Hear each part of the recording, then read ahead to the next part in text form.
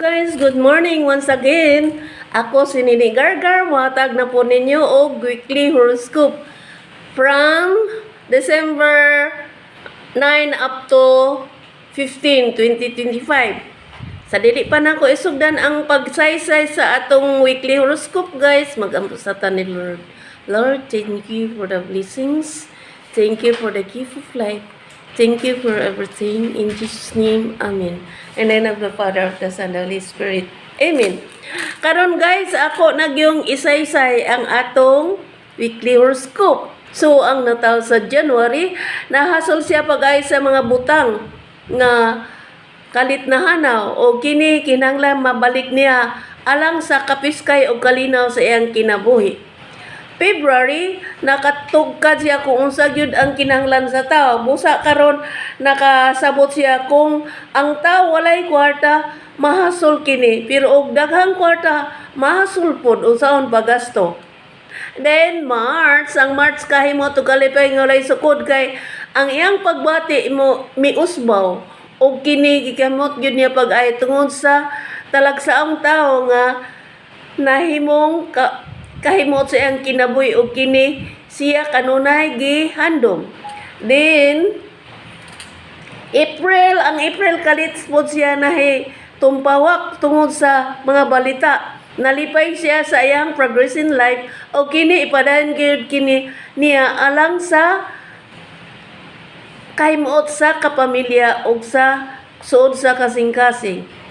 May, ang May aduna po'y pag-alagad karon pero dili siya katugad nganong wala siya kahimot. Mao nga aduna siya gipangbati sa likod kitin ug dughan o kini dapat ipa-check up alang sa kapiskay o kalinaw sa iyang sa iyang panginabuhi.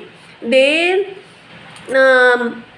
June, ang June doon na po'y pagbati karon wala siya katugad apan dunay mga pangitabo nga wala na hisayri nga maoy gusto siyang ipahilay sa iyang kasuod sa kasing-kasing. July, ang July dunay pag-alagad karon nga mahimong dili gyud niya mabangbang. Kay mo to kalipay ang gibati apan dunay mga talagsaon nga pagbati nga wala niya damha nga karon maglisod siya unsaon kini apan sa kalit dunay tawo nakatabang niya o kini gikahimot gyud niya pag-ayo. August, ang August dunay salapi nga miabot o kini gikalipay gyud niya pag-ayo alang sa pag-alagad og alang sa suod sa iyang kasing-kasing. September, ang September malipayon kay ang dugay na ang gipangandoy moabot na gayon. October, ang October nahimot usab siya sa mga balita og nahanaw iyang mga problema sa kalit. November, kalipay nga walay sukod iyang gibati karon kay dunay mga tanghaga sa kinabuhi ug kini natugkad na gyud og iyang iyang natugkad kung unsa ay kini og kalipay nga walay sukod kay na sabtan niya nga kung maningkamot ang tao duna gyoy kaayuhan nga moabot. December, ang December kalit siya nahasol pag-ayo unsaon pagdato.